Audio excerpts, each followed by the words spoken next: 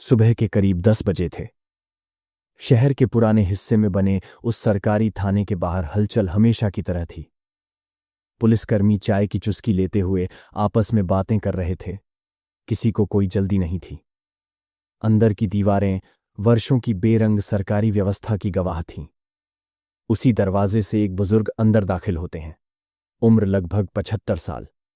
झुर्रीदार सफेद कुर्ता, घिसी हुई चप्पलें, थकी हुई लेकिन शांत आंखें, हाथ में छोटा सा थैला और जेब में कुछ भारी सा सामान।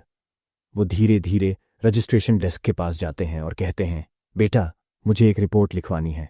सामने बैठा जवान बिना देखे जवाब देता है, बाबा, यहां रोज 100 लोग आते हैं। आराम से बैठिए, पहले वाले केस पूरे होने दो।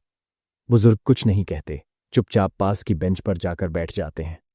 कुछ देर बाद फिर कोशिश करते हैं, बेटा, ये जरूरी है, एक बार सुन तो लो।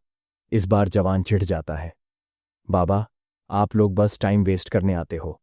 गुमशुदा गाय, चोरी हुआ मोबाइल, ये सब केसेस हमें नहीं करने होते क्या? चलो बैठो, जब बुलाएंगे तब आना। पास में बैठे कुछ पुलिसकर्मी हंस पड़ते हैं। एक बोलता है, फिर से पेंशन के लिए चक्कर काट रहे होंगे, हर महीने यही ड्रामा करते हैं। बुजुर्ग शांत रहते हैं, जेब में हाथ डालते हैं और कुछ निकालते हैं।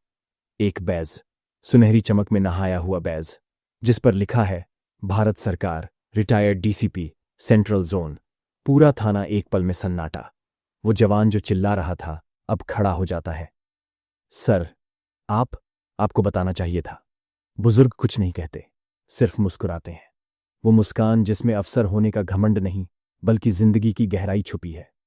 मुझे एक रिपोर्ट दर्ज करवानी है। मुझे बताना है कि जिस व्यवस्था के लिए मैंने जिंदगी दे दी, आज उसी में मेरे जैसे लोगों के लिए कोई जगह नहीं बची। उनका नाम है विजय प्रताप सिंह। 1971 बैच के आईपीएस अफसर, शहर को गैंगवार से बचाने वाले पहले अधिकारी।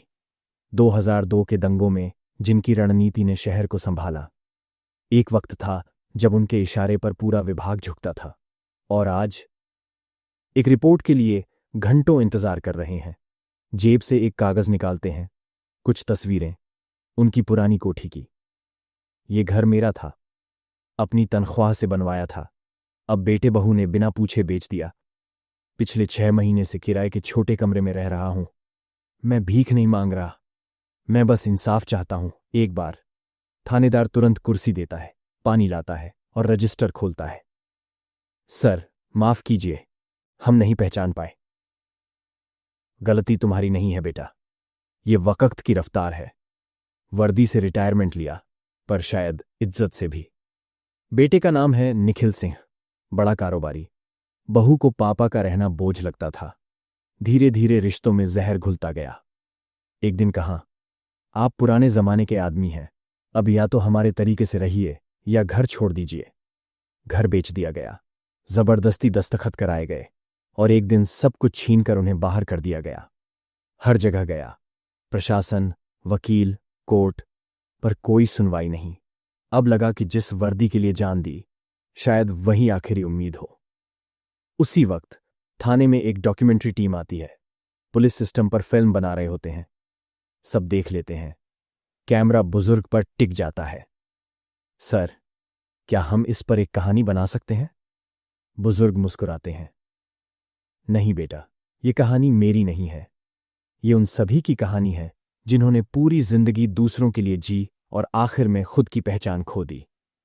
रिपोर्ट दर्ज होती है, कानूनी प्रक्रिया शुरू होती है, पर बेटा केस को मानसिक रूप से अस्थिर बताकर उलझा देता है। और 1 महीने बाद अखबार के एक कोने में एक खबर छपती है, पूर्व डीसीपी विजय प्रताप सिंह का निधन, वृद्धाश्रम में अकेले दम तोड़ा। कभी किसी पिता को इतना अकेला मत छोड़ देना कि वो इंसाफ की भीख लेकर उसी वर्दी के सामने खड़ा हो जिसकी इज्जत में उसने सब कुछ कुर्बान कर दिया था।